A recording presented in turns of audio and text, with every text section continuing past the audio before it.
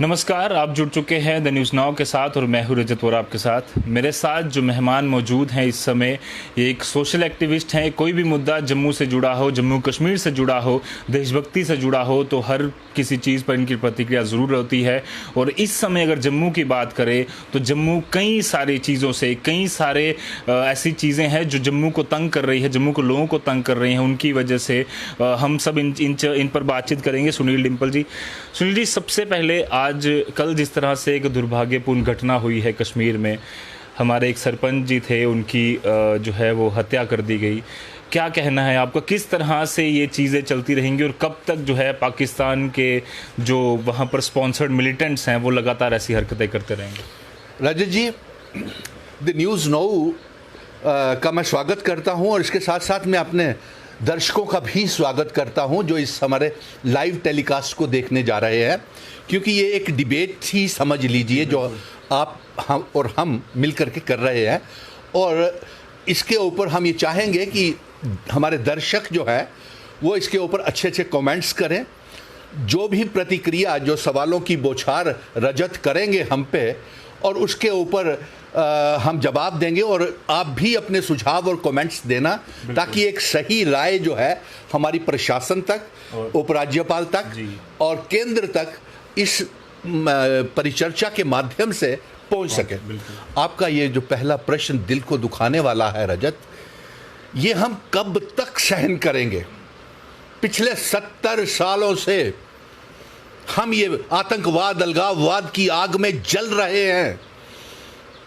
हमने कई बार इसको लेकर के, आतंकवाद को लेकर के, आपने खुद स्वयं देखा होगा कि सुनील डिम्पल ने, चाहे वो पाकिस्तान हो, हाफिज सईद हो, सलाहुद्दीन हो, सैयद अली शाह गिलानी हो, मीरवेज उमर फारूक हो, कोई भी हो आतंकवादी गतिविधियां चलाने वाले, चाहे वो चाइना ही क्यों ना हो, हमने उसके ऊपर समय समय के ऊपर केंद्र सरकार का पूरा समर्थन किया है और उनसे मांग करी है कि जल्द से जल्द पाकिस्तान के साथ जंग का ऐलान किया जाए।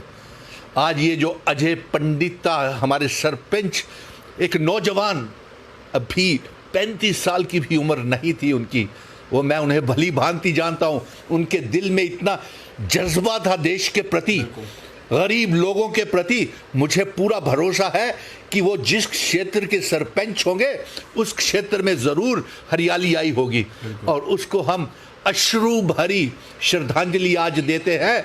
और साथ ही प्रधानमंत्री जी से ये कहेंगे कि कितने हमले हम बर्दाश्त करते रहेंगे अपने सुरक्षा बलों के ऊपर, सीआरपीएफ, सेना, ग्रेनेड अटैक्स। अभी शुक्र कीजिए हमारे जम्मू कश्मीर की पुलिस और हमारे डायरेक्टर जनरल ऑफ पुलिस काफ़ी अंकुश लगाया है उन्होंने इन गतिविधियों को लेकर के। आतंकवादियों की नकेल कसी हुई है, तभी तो रोज़ 9-9, 10-10 आतंकवादी हमारे director general of police Dilbag Singh ji के आदेशों के ऊपर प्रशासन अपनी जान के ऊपर जम्मू कश्मीर खेल करके उसका सहयोग कर रही है।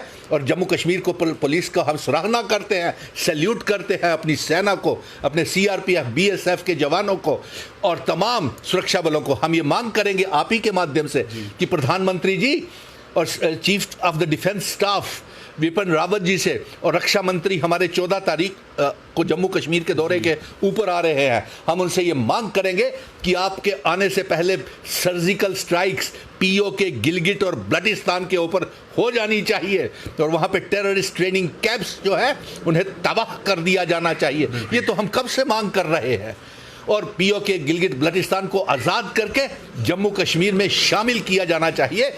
और यही हमारी सच्ची श्रद्धांजलि जितने भी हमारे सुरक्षा बल आज तक शहीद हुए हैं, चाहे वो सेना के हो, आर्मी के हो, जम्मू कश्मीर पुलिस के हो, और चाहे वो आतंकवादी गतियों में जो भी सिविलियन शहीद हुए हैं, सच्ची श्रद्धांजलि यही होगी कि जब हम पीओके, गिलगिट बल्टिस्तान को जम्मू कश्मीर का हिस्सा बनाएंगे और पाकिस्तान को मुंह तोड़ जवाब दे करके लाहौर और कराची में अपना तिरंगा झंडा लहराएंगे। यही आज सच्ची श्रद्धांजलि अजय पंडिता के शहादत के ऊपर होगी। बिल्कुल, इसीलिए जो अजय पंडिता जी हैं उन्होंने अपना नाम भारती रखा था, अजय भारती, क्योंकि लगातार वो भारत के लिए काम कर रहे थे। सुनील जी, जिस तरह से आप लगातार जम्मू की आवाज़ उठाते रहते हैं, आज बात करें तो कई सारे मुद्दे जम्मू को तंग कर रहे हैं, जम्मू के लोगों को तंग कर रहे हैं। अभी एक खबर आई थी कुछ दिन पहले कि सरोर टोल प्लाजा लग गया, अब दूसरी खबर आ रही कि राजबाग में भी लग रहा है, तीसरी खबर आ रही जी अखनूर टोल प्लाजा लग रहा है। अब लोग सोशल मीडिया पर एक सवाल भी पूछ रहे हैं कि हमारे घर के बाहर भी लगा दो, अब यही कमी रह गई है। किस तरह से सरकारें जो हैं वो लगातार जम्मू के लोग जो ऑलरेडी परेशान हैं, जिन्होंने हमेशा साथ दिया उन लोगों का जो आज सत्ता में बैठे हुए हैं, और इस तरह से वो सारी चीज़ें जो है उनके ऊपर आ रही हैं। रजत, आपको ये मैं बताऊं कि सरोर टोल प्लाजा और मोटर व्हीकल एक्ट, जिसके तहत आज भारी भारी चालान हमारे मासूम जम्मू कश्मीर के लोगों के ऊपर हो रहे हैं और विशेष तौर के ऊपर जम्मू क्षेत्र पे हो रहे हैं, कोई भी चालान 2, 4, 5 हज़ार से कम नहीं हो रहा। आज भी आप जाकर के देखें कि धड़ल्ले के ऊपर पूरे जम्मू शहर और नेशनल हाईवे के ऊपर, जबकि हमारे पास कोई सुविधा नहीं है, लॉकडाउन में हम बंद पड़े हुए हैं, हमारा तमाम कारोबार बंद पड़ा हुआ है। मेटाडोर, मिनी बसेस और हमारे ट्रक्स तमाम बंद पड़े हुए हैं। लोगों के पास साधन नहीं है अपने दफ्तरों में जाने के, कारोबार व्यापारी के पास साधन नहीं है कि वो अपने सिटी चौक, रेजिडेंसी रोड या किसी प्रकार विक्रम चौक या गांधीनगर पहुंच सके। लेकिन चालान करने वालों ने अपनी कमी नहीं रखी हुई है। हर चौक चौराहे के ऊपर जम्मू में, मैंने आज ही डायरेक्टर जनरल ऑफ पुलिस साहब से निवेदन किया है कि साहब हमारी ये निवेदन को आप स्वीकार करें, इस महामारी के दौर में थोड़े समय के लिए तो आप राहत दें, हमें इन चालानों को थोड़ा स्थगित करें, ट्रैफिक विभाग को हिदायत दें कि वो चालानों को बंद करें। क्योंकि लोग, अब देखिए, आपने टोल प्लाजा की बात की, इसको लेकर के मैंने कई धरने प्रदर्शन बन और सरोर टोल प्लाजा को बंद करवाने के लिए किए, लेकिन जिस स्तर के ऊपर जिन्हें आवाज उठानी चाहिए थी, जो जम्मू के नुमाइंदे थे, 25 विधायक और 3 सांसद चुनकर के भेजे थे, उनकी तरफ से कोई प्रतिक्रिया नहीं आई। उनकी तरफ से अगर प्रतिक्रिया आई तो आने के बाद कि हमने लिख दी चिट्ठी, ये कर दिया, उखाड़ देंगे, तोड़ देंगे, उसके बाद 3 टोल प्लाजा और आ गए। आपने देखा लखनपुर में भी शुरू हो गया, अब आप रानी बाग का बात कर रहे हैं, इधर अखनूर में भी लग रहा है। तो ऐसे टोल प्लाजाओं की झड़ी जम्मू के ऊपर लग गई है, ये बेहद चिंता की बात है। और इसके साथ साथ रजत, आप देखें, टोल प्लाजा तो लगे, टोल के प्लाजास के फीस के रेट्स भी बढ़ा दिए गए। पहले वंस अप एंड डाउन का होता था, अब एक साइड का इन्होंने कर दिया। और उसके बाद आरटीओ के टैक्सेस, भारी बोझ 11% वो आरटीओ के टैक्सेस, और अब ये नए जो रोड टैक्सेस आए हैं कि ये तो डबल कर दिए इन्होंने। अरे साहब, हम जम्मू के ऊपर सड़कों के ऊपर चलना, उपराज्यपाल साहब, बहुत मुश्किल हो गया है। एक तो हम वैसे ही इकोनॉमिक क्राइसिस से जूझ रहे हैं और हम पे इतना विवादित मुद्दों का आप बोझ डालेंगे तो ये हमसे सहन नहीं कर पाएंगे। अब हमारे जिस्म में इतनी ताकत भी नहीं रही है, जम्मू के लोगों में सब कुछ तो आपने हमसे छीन लिया। मैं उसका चर्चा आगे करता हूं, क्योंकि आपका प्रश्न सिर्फ टोल प्लाजा तक था। इसको हम यहीं पे विराम लगते हैं और सर मांग करते हैं कि कोई भी टोल प्लाजा जम्मू क्षेत्र में और नहीं लगना चाहिए, और ऐसे विवादित मुद्दों का समय नहीं है अभी। डिम्पल जी, लगातार जब सरकार के नुमाइंदों से या बीजेपी से ये सवाल पूछे जाते हैं कि ऐसा क्यों है कि इतने टोल प्लाजा लग रहे हैं, तो वो कहते हैं कि डेवलपमेंट हो रही है। हमने उधमपुर की रोड बनवाई तो उसके लिए टोल प्लाजा लगा, अगर हमने सांबे वाली रोड बनवाई तो उसके लिए हमने लगवाया, फिर अब अखनूर की जो रोड बना रहे हैं, हाईवे बनेगा, जल्दी लोग पहुँचेंगे तो खर्चा बचेगा, तो उसकी वजह से हम टोल लगा रहे हैं। रजत, आपने पेट्रोल के दाम बढ़ा दिए, आपने टोल टैक्सेस बढ़ा दिए। जम्मू स्मार्ट शहर कहीं नज़र आया आपको? जम्मू की आर्टिफिशियल कहीं लेक नज़र आई आपको? जम्मू में कोई विकास नज़र आया? मेरे जम्मू पश्चिमी विधानसभा क्षेत्र, इस पहले तो राज्य का दर्जा था ना हमारे पास, इस राज्य का सबसे बड़ा विधानसभा क्षेत्र था, है बिल्कुल, और सबसे पिछड़ा, बैकवर्ड, अनडेवलप्ड इलाका जो अगर कोई है तो वो जम्मू वेस्ट असेंबली कॉन्स्टिट्यूएंसी है, जहाँ पे पिछले 6 सालों से एक भी विकास कार्य नहीं हुआ। और मुझे तो समझ नहीं आती कि 1 साल पूरा होने के ऊपर यहाँ के कुछ लोकल लीडर्स जो हैं वो बड़ी अपनी पीठ थपथपा रहे थे कि 1 साल पूरा होने के ऊपर जम्मू को ये मिला, वो मिला। तो मैं आपको रजत बता देता हूँ कि जम्मू को 1 साल पूरा होने के ऊपर क्या मिला। जम्मू को 1 साल पूरा होने के ऊपर मेरे दर्शक मित्रों और नौजवान साथियों, हमें ये मिला कि हमारा जम्मू का विशेष अधिकार हमसे छीन लिया गया। वो तो कहते हैं कि आप ही की मांग थी, जम्मू के लोगों की मांग थी।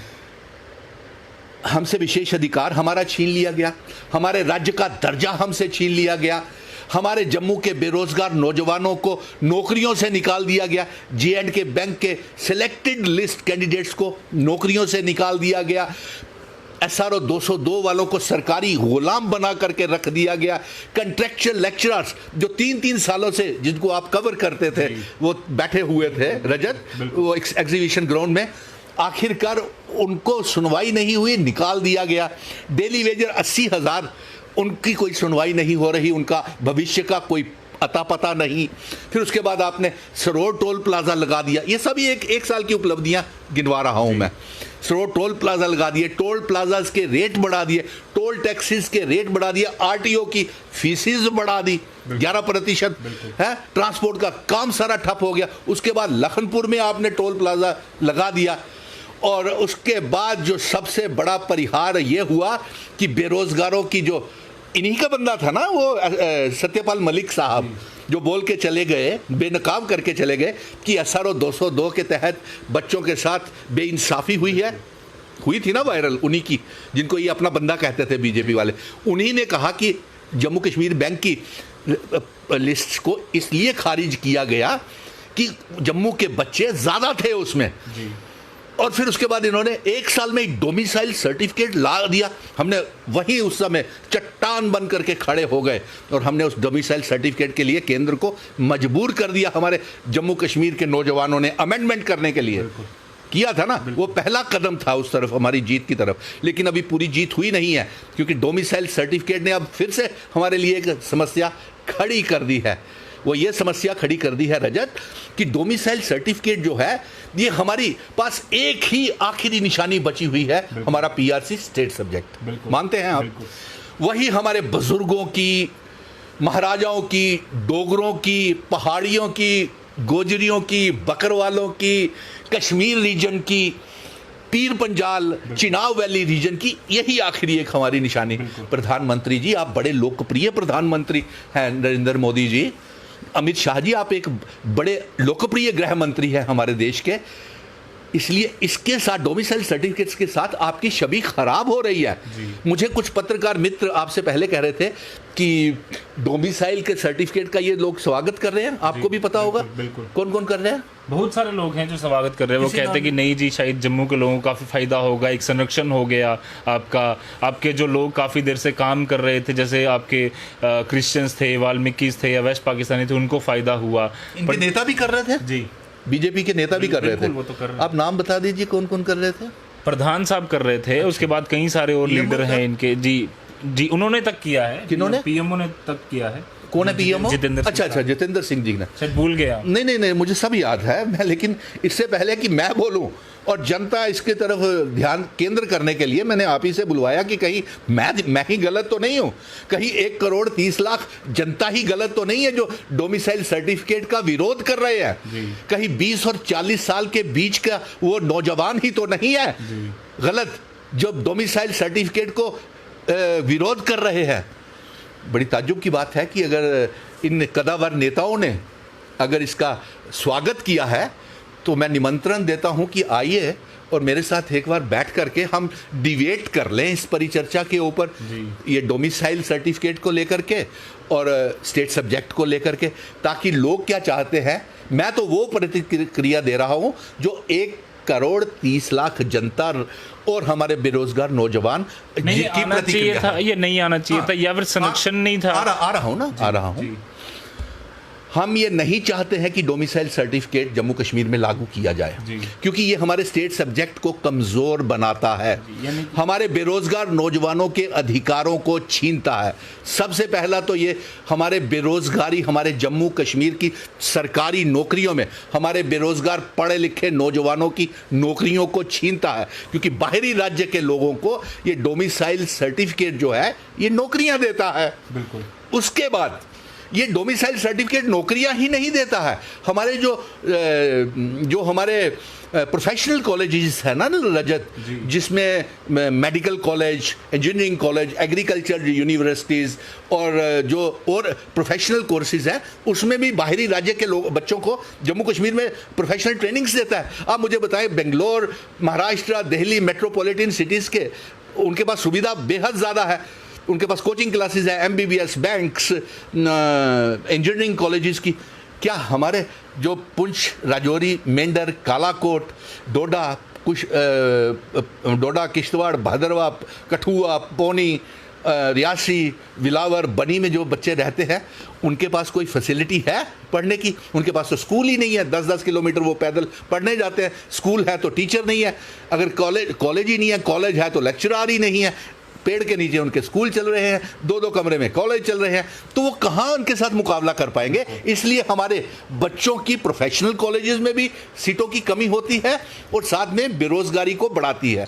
और देखिए, हम ये स्पष्ट शब्दों में कह दें कि अभी 2000 पोस्टें एक निकली हैं और 10,000 पोस्टें एक निकली हैं। हम ये चाहेंगे कि मेरे बेरोजगार भाई बच्चों को, जो 20 और 40 साल के बीच में बच्चे हैं मेरे जम्मू कश्मीर के, उन्हीं को मिलनी चाहिए, और वो स्टेट सब्जेक्ट PRC के ऊपर ही आधारित सर्टिफिकेट के ऊपर होनी चाहिए। हम इसलिए विरोध कर रहे हैं। अगर इनका ये डोमिसाइल सर्टिफिकेट हम पे क्यों थोपा जा रहा है? प्रधानमंत्री जी, ये आपकी लोकप्रियता को कम करता है। अब आप ये दुहाई देते हैं कि ये डोमिसाइल इसलिए लाया है क्योंकि अब राज्य का दर्जा नहीं रहा, तो इसलिए लाया। हम डोमिसाइल का विरोध, आप उसमें एक लाइन ऐड कर दीजिए कि जम्मू कश्मीर की नौकरियां में उसी को मिलेंगी जिसके पास जो पुश्तैनी जम्मू कश्मीर का रहने वाला होगा, जम्मू कश्मीर का रहने वाला होगा, उसी को। हमें कोई विरोध नहीं है, उसी को प्रोफेशनल कॉलेजेस में मिलेगी, बात खत्म हो जाती है।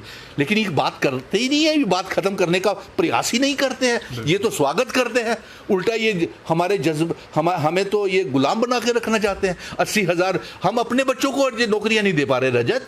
हमारे 80,000 डेली वेजर का पता नहीं है। हमारा बिजली विभाग आप प्राइवेटाइज करने जा रहे हैं, उसमें 1 लाख मुलाजिम का क्या भविष्य रह जाएगा? आप सारे का सारा प्राइवेटाइज कर देंगे। आपने BSNL को भी प्राइवेटाइज करने जा रहे हैं, जबकि BSNL के कितने लोगों ने खुद ही जाके लंबी लंबी कतारों में जाकर बिल जमा करवाते हैं। अभी भी कराते हैं। तो ये कौन सा बानिए वाला या कौन सा आपका ये व्यापारियों वाला है? जो व्यापारी हैं वो तो आर्थिक संकट के दौर से गुजर रहे हैं, उनको तो आपने PM पैकेज के तहत कुछ दिया नहीं। वो लोन दिए, 20 लाख करोड़ रुपए का। आप बिल्कुल सही कह रहे हैं, 20 लाख करोड़ रुपए का जो प्रधानमंत्री जी ने पैकेज दिया, और 1 साल पूरा होने के ऊपर मैं आपको बताऊं, 20 लाख करोड़ रुपए में से ना तो हमारे ट्रांसपोर्टरों को, वो अलग से बैठे हुए हैं, व्यापारी लोग अलग से बैठे हुए हैं। सुबह जाते हैं, कोई कहता है कि हम उठ के रुनाव बाजार जैसे रेजिडेंसी रोड, पुरानी मंडी, लिंक रोड, बाजार, बड़े बड़े बाजार जितने भी हैं, सीधी ट्रेनें जो हैं वो दिल्ली से वहाँ माता वैष्णो देवी चली जाती हैं। अब वहाँ हेलीकॉप्टर का भी किराया भी बढ़ा दिया। अरे साहब, कितना निचोड़ोगे जम्मू को, जम्मू के नौजवानों को, जम्मू के लोगों को? आगे ही हमारी आपने बेहद इंसल्ट कर दी है। हमारे स्टेट का दर्जा छीन करके हमें एक मामूली सी यूनियन टेरिटरी बना दिया। अब हमारा सब कुछ छीन लिया, हमारी पहचान, हमारी सभ्यता, वो डोगरा कल्चर, पहाड़ी कल्चर, गोजरी, बकरवाली पहचान छीन ली, चिनाब वैली, पीर पंजाल की। अब हमारे एक हमारे जम्मू वालों का पता क्या हाल हुआ है? जम्मू कश्मीर वालों का, आप जब 10th में पढ़ते थे मैट्रिक में, तो हमारे लेबोरेटरीज में एक स्केलेटन टंगा होता है बोन्स का। ये कितनी बॉडी में बोन्स होती हैं, ये कितना होता है? हमारे रियासत का हाल उन्हीं बोन्स की तरह बन गया। अब हमें समझ नहीं आ रही कि आप शराब के दाम बढ़ाते जा रहे हो, पेट्रोल के दाम, हम तो शराब पीते नहीं, लेकिन जब आपने शराब का दाम बढ़ाया तो उसका असर किसके ऊपर हुआ? उसका असर हुआ गरीब परिवारों के ऊपर। पीने वाले ने पीना है, जो जिसने नशा करना है, लेकिन असर किसके हुआ? उसके बीवी, बच्चे, माता, बहनें, भाई भूख से मरेंगे, क्योंकि उसने शराब पीनी है, उसको होश नहीं होनी है।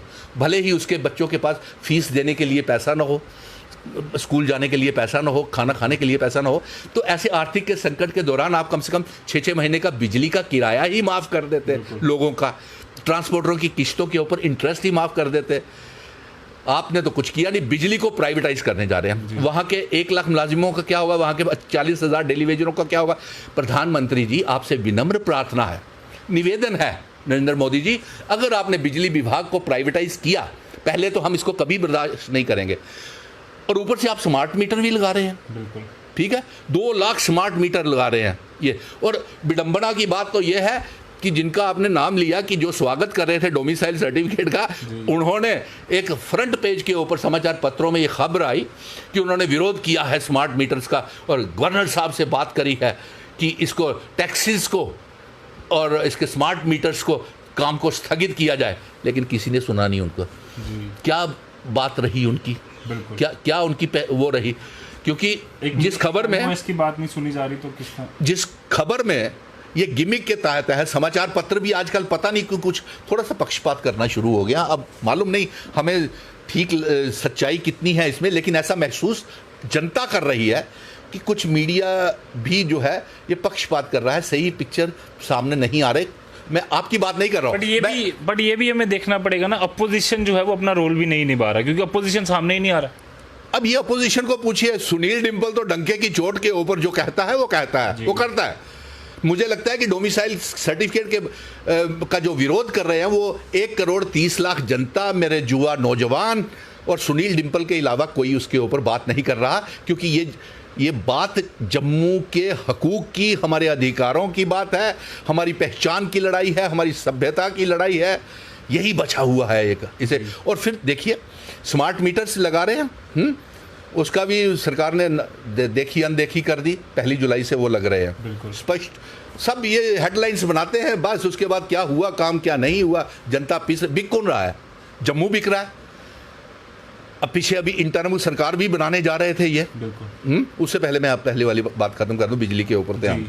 अगर प्रधानमंत्री जी आपने बिजली को प्राइवेटाइज करना है, हमें ये कतई मंजूर नहीं है। दूसरी बात आप सुन लीजिए, अगर ऐसा करते हैं, पहले तो हमारा सलाल और उड़ी प्रोजेक्ट रजत हमको वापस मिलना चाहिए।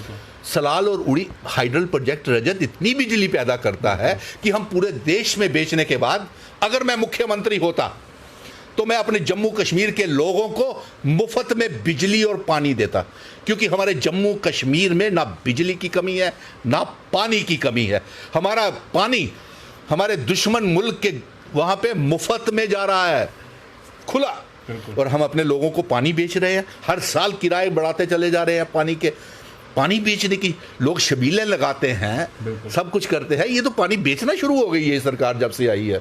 ये अभी देखा मैंने, ये पहले तो कभी नहीं देखा, क्योंकि सुनील डिम्पल ही है जिसकी कवरेजेस आप करते रहे हो, चाहे वो बिजली, पानी, सड़कें, डेवलपमेंट, ट्रैफिक की प्रॉब्लम, अलगाववाद, आतंकवाद, हर मुद्दे के ऊपर बोलता हूँ। तो पहले आप हमारा सलाल और उड़ी हाइडल प्रोजेक्ट हमको वापस दें, क्योंकि वो ज़मीन हमारी जम्मू कश्मीर की, वो पानी हमारे चिनाब का और जमीन बिजली हमारी, तो हम ही को स्मार्ट मीटर्स, हम ही को प्राइवेटाइजेशन और हम ही को बिजली नहीं मिल रही है। ये कहाँ की इंसाफी है साहब? कितना हमसे छीनेंगे, कितना हम पे बोझ डालेंगे। टोल प्लाजास की, रोड टैक्सीज की, कहीं आपने कसर नहीं छोड़ी। नए कानूनों ऐसे ऐसे काले कानून ला दे जिसको हम बर्दाश्त नहीं कर सकते थे। अब ये इंटरम गवर्नमेंट भी पिछले दिनों बनाने का चक्कर पड़ गया था, तो मुझे मेरे पत्रकार मित्र पूछना शुरू हो गए कि साहब ये तो बुखारी को ला रहे हैं, इनको एम्पावर कर रहे हैं। तो मैंने कहा ऐसा होगा नहीं, लेकिन सत्ता के हासिल करने के लिए ये राजनीतिक दल क्या क्या तोड़ फोड़ करेंगे। इससे पहले तो ये तो सज्जाद लोन के साथ भी सरकार बनाने के लिए शुरू हो गए थे, याद है आपको, जिसके 2 MLA थे, है? और फिर उसके बाद इन्होंने जब वहाँ पे बात नहीं बनती देखी लोगों ने, हमने विरोध किया, पहले ही जग जाहिर कर दिया। तो फिर उसके बाद मुजफ्फर हुसैन बेग को इन्होंने जो ये कहता था कि अगर 370 टूटा और 35 से टूटा तो जम्मू कश्मीर में एक और विभाजन हो जाएगा, 47 की तरह एक और बंटवारा हो जाएगा, यही कहा था ना। और उसको क्या दिया इन्होंने रिवार्ड? पद्मश्री दे दिया। अब बताइए, ये सत्ता हासिल करने के लिए पद्म भूषण दे दिया। ये क्यों दिया? क्योंकि शायद कोई बन जाए, दरवाज़ा रास्ता निकल आए। लेकिन जब वहाँ भी विफल हो गए तो ये बुखारी साहब आ, हमने इसको भी विरोध किया और इनको थोड़ी सी आंखें खुली कि भाई ये लोग बर्दाश्त नहीं करेंगे। है बिक कौन रहा था? जम्मू, क्योंकि 25 विधायक और 3 संसद तो जम्मू से ही गए थे ना, 2 तो जम्मू और 1 लद्दाख ले गया था। तो भारी बहुमत बिक कौन गया? जम्मू को बेच रहे थे और हमने उसका भी विरोध किया। फिर मुझे मेरे पत्रकार मित्र पूछने लगे कि आपकी क्या प्रतिक्रिया है, तो मैंने कहा साहब इनका कोई भरोसा नहीं किया जा सकता, ये कुछ भी कर सकते हैं। ये जम्मू के लोगों को हम एम्स की लड़ाई लड़ रहे थे तो ये हमें जेलों में, ये लड्डू हम जेलों में थे, लाठी चार्ज खा रहे थे और ये लड्डू बांट रहे थे लोगों को, और वो अभी तक एम्स नहीं बना, एक कदम भी आगे नहीं चला। और इनागुरेशन के लिए 4 बार स्वयं प्रधानमंत्री खुद भी आ गए। अरे यार क्या कितना बनाओगे आप। और इसके साथ साथ देखिए, तो जब ये प्रतिक्रिया मुझसे पूछ रहे थे पत्रकार मित्र आप ही की तरह, जैसे आपने अभी इंटर्न गवर्नमेंट की बात शुरू कर दी, तो मैंने उनसे कहा यार जनाब ये कुछ भी कर सकते हैं सत्ता हासिल करने के लिए। अगर आज सैयद अली शाह गिलानी, मीरवेज उमर फारूक अगर हाँ करें तो ये शायद उसके साथ भी गठबंधन कर सकते हैं। ये जब जन विरोधी फैसला डोमिसाइल का स्वागत कर सकते हैं, ये बड़े बड़े काले कानून जम्मू में नाफिज कर सकते हैं। सरार टोल प्लाजा जिसका पूरा जम्मू क्षेत्र और 1 करोड़ 30 लाख जनता विरोध कर रही है। देखिए इधर हमारे सरोवर टोल प्लाजा हो गया, बिल्कुल 20 किलोमीटर इधर जाओ तो 20 किलोमीटर इधर चले जाओ तो बन टोल प्लाजा हो गया। अभी अखनूर भी इतना भी होगा, 20 किलोमीटर इधर जाओ तो जाएंगे कहाँ पे हम साहब। इससे रजत आपको नहीं मालूम, हमारा जम्मू में टूरिस्ट आना बंद हो जाएगा, हमारा जम्मू बिल्कुल एक शून्य पे चला जाएगा। आपको मालूम नहीं इनके 6 साल के कार्यकाल में हम 20 साल पीछे चले गए हैं विकास की दौड़ में, हमें कुछ हासिल नहीं हुआ है। बताइए क्या लाभ हुआ 1 साल के सरकार में। मैंने कहते हमने 370 हटा दिया, बहुत बड़ी उपलब्धि हमने हासिल कर ली। क्या हासिल हुआ बताया ना आपको, हमको क्या मिला है। आपने तो पॉलिटिकल एजेंडा अपना पूरा कर लिया, पीसी तो गरीब जनता ही ना। पहचान तो हमारी गई ना, पहचान तो डोगरों की गई ना, पहचान तो पहाड़ी बकरवाल डोगरों चिनाब पीर पंचाल की गई ना, चिनाब वैली की गई ना। इनका क्या गया। हमें राज्य से डिग्रेड करके मामूली सी बेइज्जती कर दी हमारी, हमें यूनियन टेरिटरी बना दिया। अब एक आगे मैं दे रहा हूँ, अब हदबंदी कानून के लिए भी है। प्रधानमंत्री जी हम ये चाहेंगे कि आप पहले हमारा राज्य का दर्जा हमको वापस करें, विशेष अधिकार हमको वापस करें, जम्मू कश्मीर में चुनाव करवाएं, डोमिसाइल को स्थगित करें। क्योंकि जब तक ऐसे विवादित मुद्दों को क्यों जन्म दे रहे हैं जबकि हमारा कोई नुमाइंदा ही नहीं है। बिल्कुल आपके जो लोकल लीडर है ठीक तरह से हमारी नुमाइंदगी कर ही नहीं पा रहे हैं, वो विफल साहब, they are behaving like toy की क्लैपिंग मंकी। टॉय की क्लैपिंग मंकी जो होते हैं ना, चाबी भरी वो टाइप जाने वाले, ऐसा है। एक दिन उनका आता है कि डोमिसाइल के लिए वो उसका भी स्वागत करते हैं, जिस जब इवेंटमेंट होती है उसका भी स्वागत करते हैं, टोल प्लाजा लगने का भी स्वागत करते हैं, टोल प्लाजा लगने के बाद फिर वो बड़ी बड़ी बातें करते हैं। ये कभी भी जम्मू किया भी तो सरोवर टोल प्लाजा तो इन्होंने ही तोड़ा था एक टाइम।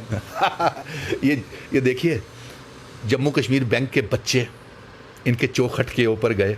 हमारा कोई बेरोजगार नौजवान नहीं होगा जो इनके दफ्तरों में गया और इनके दरवाजे खटखटाए। SRO 202 वाले भी गए, SRO 24 वाले भी गए, जिनको डोडा कठुआ रजौरी पुंछ वालों को निकाल दिया, कश्मीर वालों को निकाल दिया। डेली वेजर्स भी गए, उनका भी इस्तेमाल इन्होंने किया। किसी को पक्का किया। J&K बैंक ये झूठ बोलते हैं। जब जम्मू की जनता और हमारा नौजवान, युवा नौजवान अपना काम करवा लेता है ना, फिर ये कहते हैं हमने करवाया। सिर्फ वो लेने आ जाते हैं, क्या नाम, क्रेडिट लेने आ जाते हैं।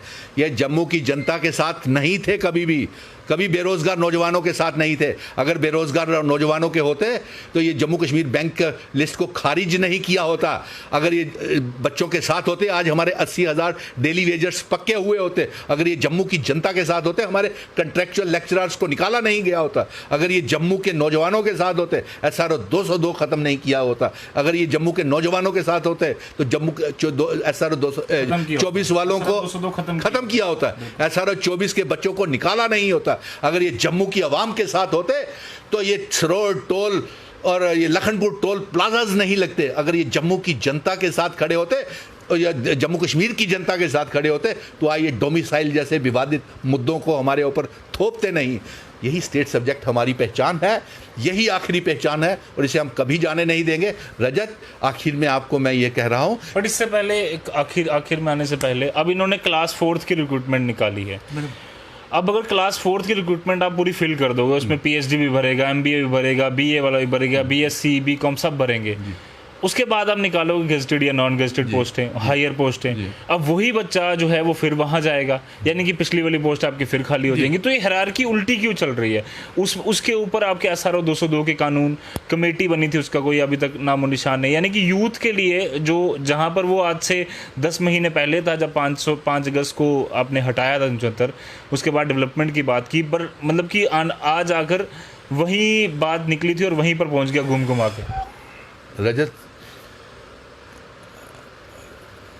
अच्छा सिला दिया तूने मेरे प्यार का, है यार ने ही लूट लिया घर यार का। इससे बढ़िया तो मेरे पास कुछ शब्द नहीं है बेरोज़गार भाइयों के लिए, मेरे नौजवान साथियों के लिए। और थोड़ी देर सब्र कर लीजिए, सबको इंसाफ मिलेगा। और ये जो क्लास 4 की सिलेक्शंस हैं और जितने भी पोस्ट हैं, मैं उपराज्यपाल साहब आपसे निवेदन करता हूँ, प्रशासन से निवेदन करता हूँ, प्रधानमंत्री जी से निवेदन करता हूँ, गृह मंत्री जी से निवेदन करता हूँ कि पहली बात तो ये है कि जितनी भी पोस्टें हमारे जम्मू कश्मीर में निकलती हैं वो हमारे स्टेट सब्जेक्ट के तहत ही मिलनी चाहिए, और उन्हीं को मिलनी चाहिए जो जम्मू कश्मीर के पुश्तैनी रहने वाले हों। बिल्कुल ठीक है। और जो क्लास 4 की पोस्टें हैं, जो 7052 पोस्टें हैं, उन्हीं की बात कर रहे हैं ना, वो डिस्ट्रिक्ट कैडर की पोस्टें डिस्ट्रिक्ट से ही वो उसकी भरनी चाहिए। और उसके लिए जो एजुकेशनल क्वालिफिकेशन का क्राइटेरिया है वो भी फिक्स कर लेना चाहिए। जिस प्रकार से आपने ये किया है कि किसी के परिवार को नौकरी तो नहीं मिल रही, विडोअर को नौकरी देने की प्रयास किया, अच्छे प्रयास है, लेकिन वो ज़िला स्तर के ऊपर करें। बिल्कुल। क्योंकि एक क्लास 4 पानी पिलाने वाला या पीएन या अर्डली यही आते हैं क्लास 4 में, या माली यही आते हैं। तो ये जम्मू वाला उठ के डोडा किश्तवाड़ तो नहीं जाएगा, और किश्तवाड़ पुंछ रजौरी वाला जम्मू में तो नहीं आएगा। ये छोटी छोटी पोस्टें वहीं पे होनी चाहिए। और फिर सबसे बड़ी बात तो ये है कि जो बात मैं करना नहीं चाहता, शायद इसके दूसरे क्षेत्रों से भी जम्मू में काम करने के लिए आ जाए, लेकिन जम्मू के जो क्लास 4 के बच्चे हैं वो शायद कई इलाकों में नहीं जा पाए, क्योंकि हालात ही हमारे जम्मू कश्मीर के ऐसे हैं। बिल्कुल। क्योंकि आतंकवादी गतिविधियां हैं, हाँ, आतंकवादी गतिविधियां कई क्षेत्रों के जम्मू आ जाएंगे। जम्मू क्षेत्र के कई जिले जो पीसफुल हैं वहां पे नौकरियां लेने के लिए आ जाएंगे। आप मेरी बात समझ रहे हो ना? जी बिल्कुल। क्योंकि मैं ऐसी बात नहीं करना चाहता जो एक गलत मैसेज आए, लेकिन आतंकवाद की वजह से कई क्षेत्रों में हमारे जम्मू के जो 10 जिले हैं यहाँ से बच्चे शायद नहीं जा पाए। ठीक है। तो इसलिए ये ज़िला स्तर के ऊपर ही होनी चाहिए। और सबसे बड़ी बात तो यही कि स्टेट के रहने वाले बच्चों को ही नौकरी मिलनी चाहिए। इसी के साथ में अगर आपका कोई प्रश्न बचता है नहीं, मेरा प्रश्न कुछ नहीं है, जाते जाते मैं भी अपनी बात रखूँगा। धन्यवाद, आपने बहुत सारी चीज़ों पर बात की और उम्मीद है कि सरकार कोई सुने। और मैं ये चाहूँगा कि आप इसके ऊपर जो हमें देख रहे थे वो तो अच्छे अच्छे सुझाव दें, जिन्होंने नहीं देखा है वो फिर से शुरू से देखें और सुझाव दें। और जो भी आपने सुझाव देने हैं वो अच्छे दें। क्या आपको डोमिसाइल पसंद है? क्या आपको बिजली का प्राइवेटाइजेशन पसंद है? क्या आप राज्य का दर्जा चाहते हैं? बिल्कुल। क्योंकि हमसे बड़ी बेइंसाफ़ी हुई है। पहले हमारा राज्य का दर्जा जब तक हमको नहीं मिलेगा तब तक हमको इंसाफ नहीं मिल सकता है। ये मैं सारे बातों की एक बात कह देता हूँ आपको। सो ये कहना बेहद ज़रूरी था। और डोमिसाइल का हम विरोध करते रहे हैं, करेंगे, क्योंकि ये हमारी पहचान, हमारी सभ्यता, हमारे डोगरा कल्चर, हमारे पहाड़ी चिनाब वैली, पीर पंजाल, कश्मीरी कल्चर, पूरी हमारी पहचान को ख़त्म करता है। टोल प्लाजास का बोझ मत डालिए, हम में अब इतनी ताकत क्षमता नहीं रही है। हम चाहते हैं कि आप व्यापारियों का इकोनॉमिक क्राइसिस, आर्थिक संकट दूर करें, ट्रांसपोर्टर्स का आर्थिक संकट दूर करें, लेकिन सरकार आर्थिक संकट तो और बढ़ा रही है, व्यापारियों का, ट्रांसपोर्टर का सुन ही नहीं रही है। जी। तो यही कहूँगा मेरे मित्रों कि अब समय आ गया है एक रेवोल्यूशन का। हमें राज्य का दर्जा वापस लेना है और जो गलत काम है उसको गलत कहना है, और एकजुट होकर के आप जम्मू और कश्मीर को, अपने जम्मू कश्मीर के अधिकारों की लड़ाई को, और मैं 20 और 40 साल के नौजवानों को कहता हूं कि एकजुट हो जाए। एक बार सुनील डिम्पल पर भरोसा करें, हम मिल कर के अपने जम्मू कश्मीर में राम राज्य की स्थापना करेंगे। जय हिंद, जय भारत। जय हिंद, जय भारत। और जिस तरह से सुनील जी ने कहा, कई सारी चीज़ें हैं जो जम्मू कश्मीर के लोगों को इस समय तंग कर रही हैं। SRO 202 है, SRO 24 है, डोमिसाइल लॉ है, लगातार ऐसी पॉलिसियाँ लाई जा रही हैं जो जम्मू के लोगों को लाइन में खड़े होकर एक बार फिर से अपने अधिकार जो उन्होंने 70 साल से उनके पास थे, 200 सालों से कई सारे लोग हैं जिनका 1927 में अपना का जो PRC है वो बने हैं, कई सारे ऐसे लोग हैं। एक बात मैं रजत आपको और बोल दूं जी। अब ये डोमिसाइल के लिए ये जो अपनी पीठ थपथपाते हैं ना, मुझे समझ में नहीं आ रहा ये कौन से जयचंद हैं यार। हमारे बुजुर्ग ब्राह्मण, राजपूत, बकरवाल, सिख, मुस्लिम तमाम उस समय महाराजा हरि सिंह जी के पास गए। चाहे कोई सभा हो, महाजन सभा, ब्राह्मण सभा, सनातन धर्म सभा, क्षत्रिय सभा, ये हमारे बुजुर्ग इकट्ठे होकर के महाराजा हरि सिंह जी के पास गए थे। उन्होंने कहा था हम भारत के साथ रहना चाहते हैं, लेकिन हमारे भारत के लोग, हमारे जम्मू कश्मीर के लोग इतने मासूम हैं, भोले वाले हैं कि यहाँ पे शेर और बकरी एक घाट पे पानी पीते हैं, इतने भोले वाले हैं। तो उनके लिए कुछ करके जाना चाहिए, उनका अधिकार। हमारा कल्चर, डोगरा कल्चर, सारे पहाड़ी, गोजरी, बकरवाली सभी कल्चर भी बचा रहे। और हमारा तो तब जाकर के उन्होंने ये स्टेट सब्जेक्ट की प्रतिक्रिया बनाई थी जी। और इन्होंने एक ही with the stroke of pen है, इन्होंने ख़त्म कर दिया हमारा स्टेट सब्जेक्ट, जिसको हम ख़त्म तो होने नहीं देंगे। हमने डिबेट का निमंत्रण भी आपके माध्यम से भेज दिया है कि कोई डिबेट करना चाहे तो। और ये कहते हैं कि राज्य का दर्जा चला गया, इसलिए ये हमने डोमिसाइल सर्टिफिकेट ला रहे हैं।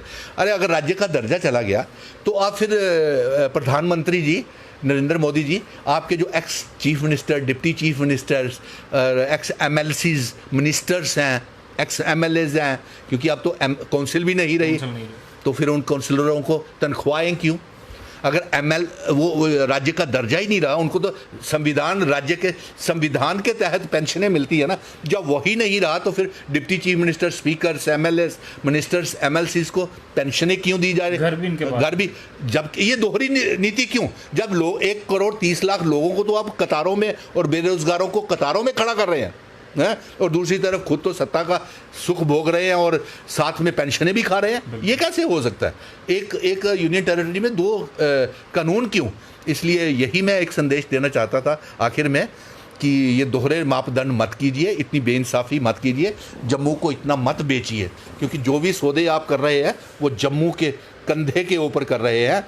अब हम जाग गया है जम्मू का बेरोज़गार नौजवान और कश्मीर का भी, और एकजुट होकर के हम इस लड़ाई को लड़ेंगे। बिल्कुल एकजुट होकर ये बातें जो है काफ़ी ज़्यादा ज़रूरी है कि सब मिलकर जो भी बात करें तो मिलकर करे, ताकि जम्मू एंड कश्मीर की जो डेवलपमेंट कई सालों से एलिजिडली जो ये कहते हैं कि रुकी हुई थी, अब अगर ये चाहते हैं सच में कि जम्मू कश्मीर के लोगों की डेवलपमेंट हो, जम्मू कश्मीर की डेवलपमेंट हो, तो ऐसी पॉलिसीज आनी चाहिए जो डेवलपमेंट की ओर बढ़े, ना कि लोगों को कतारों में लगने के लिए, धूप में लगने के लिए वो मजबूर कर दें। तो दीजिए इजाज़त फ़िलहाल के लिए। मुझे और मेरे साथ जुड़े थे सोशल एक्टिविस्ट सुनील डिंपल जी। तो बाकी खबरों के लिए आप यूं ही बने रहिए द न्यूज़ नाउ के साथ। मुझे और मेरे कैमरामैन अंकुर सेठी को फिलहाल के लिए दीजिए इजाज़त। धन्यवाद।